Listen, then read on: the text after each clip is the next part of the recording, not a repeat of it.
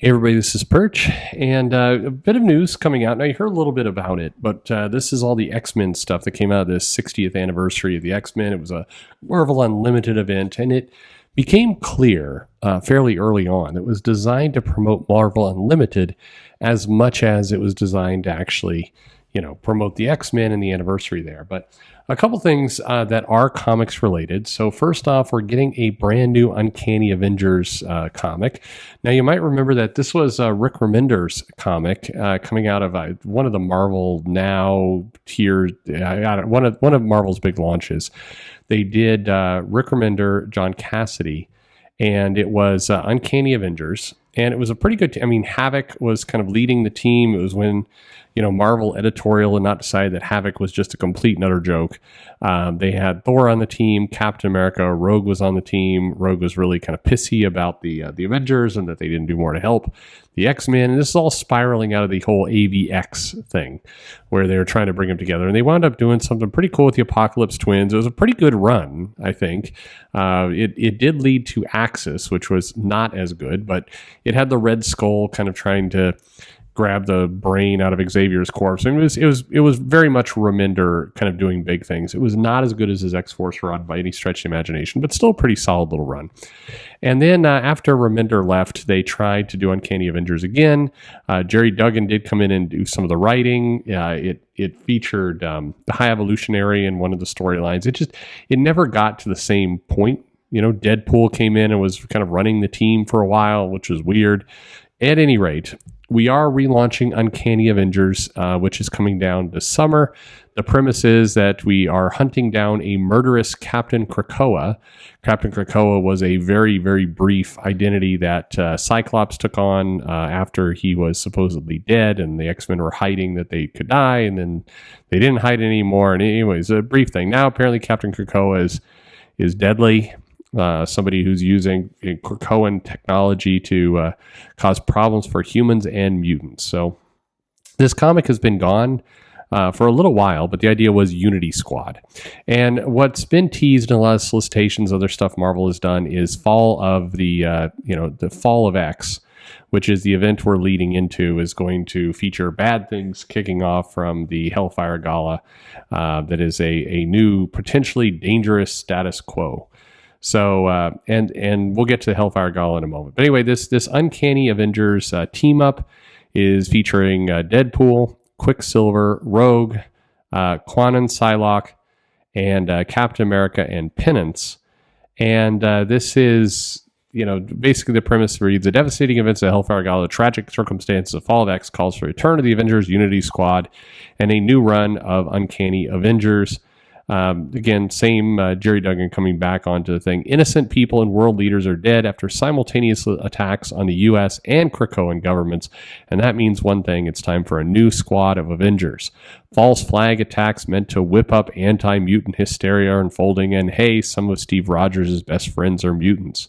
So anyway, that's many of those people, with the exception of Penance and Psylocke, have been on the Uncanny Avengers team before. So Duggan says, everything we've been working toward in our third act. Everything? I mean, some of the things in that third act weren't working toward anything, but okay. Right now, if you're looking at the X books, probably the biggest kind of long-form plot that they've been building to is that the Beast is turned full-on prick. And he's got a kind of legion of cloned beasts and ex-Wolverines that he's been doing. And he's gone full, Dark Beast. And Ben Percy's been kind of digging that storyline now for a couple of years. And so that's kind of the longest running thing that's been building to. But okay. So they'll need to work extra hard as relationships and friendships have frayed in the events of Fall of X. Basically, the enemies of the X-Men are kind of teaming up to make everything look shitty for the X-Men again. It's basically what we have here. So the speaking of which, the Hellfire Gala is where this is kicking off. First time the Hellfire Gala brought us Mars, being Iraku, and all the amazing storylines that have kind of spun out of that. And then last year's was Orcus and Moira was going to do something with Mary Jane that never really manifested in anything. It was kind of just taken care of and didn't really didn't really seem to mean much or do much. But anyway, this year we're getting the 2023 Hellfire Gala. Unlike the first year where they went all in on it, the second year it was an issue. In 2023, it will again be a one-shot released in July.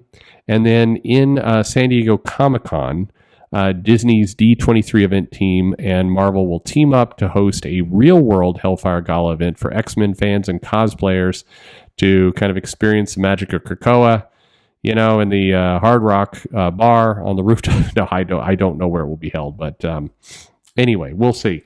They're bringing the living island of Krakowa to San Diego, California.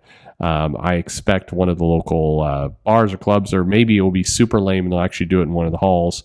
We'll kind of put some plants around and, people will show up in cosplay and it'll be a super great time.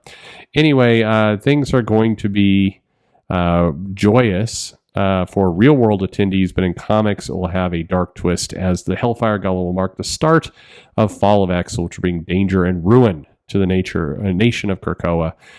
So this year, the worst nightmare begins, reeling after a series of shocking revelations, stunning betrayals, horrifying tragedy, impossible deaths, and more. So the Hellfire Gala, the 2023 issue, shows the evil Dr. Stasis, the Mr. Sinister with the club on his head. It will feature. It's got Nimrod on there. Look like some other kind of just general X-Men baddies. And it says this one's being written by Jerry Duggan as well, with art from Chris Anka, Joshua Cassara, Russell Dowderman, Adam Kubert, Pepe Larraz, R.B. Silva, Luciano Vicino, and they will also design the costumes, which last year didn't get too much. The first year they went all in on it, so that's coming out July 26th. So most of the event, the X anniversary event, focused on those things, but they did do a few other things in there in terms of announcing other comics, and the next two are really all about Marvel Unlimited. So there's a new one-shot for Negasonic Teenage Warhead, which will be the first solo story of that character. And this is, again, in Marvel Voices Negasonic Teenage Warhead number 44. You might say, hey, wait a minute, Marvel Voices. So Teenage Negasonic Warhead is lesbian. So yes, sure. That's going on, and Deadpool will be there somewhere as well, because why not? And then the other one that is coming out is is kind of spinning off. I already mentioned it, Grace Freud. And again, don't go looking at her social media feed. That is a terrible decision. Anyway, Grace Freud is bringing the LGBTQ trans Avengers, or Transformers, I think is what it was listed in. This was also in Pride, and it's getting a one shot as well in X-Men Unlimited number 80.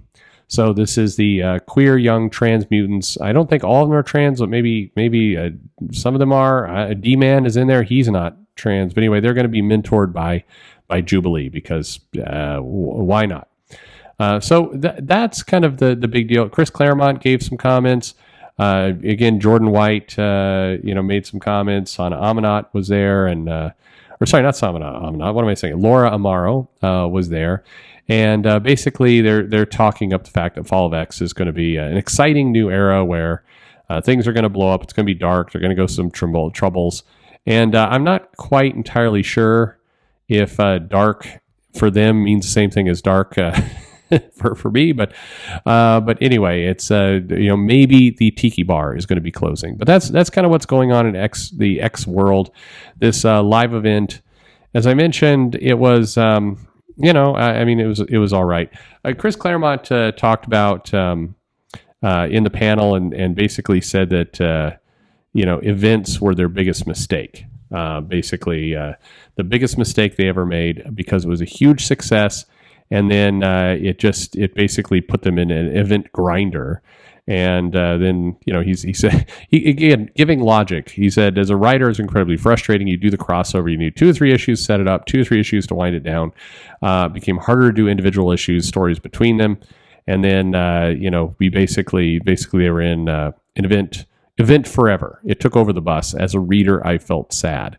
So yeah, us too, Chris Claremont, us too. Anyway, did you attend this thing? Was there any news that you thought was pretty cool out of it? Let me know in the comments below. Are you excited about any of these comics? My feeling is that there will be very little attention paid toward Uncanny Avengers. There will be a lot more paid to the Hellfire Gala and how kind of crazy that thing is. The X-Men vote will be part of it. And then YouTube's going to be all in on these two Marvel Unlimited books that all of like 20 people are going to read. So there you go. Anyway, let me know what you're interested in, and thanks for listening.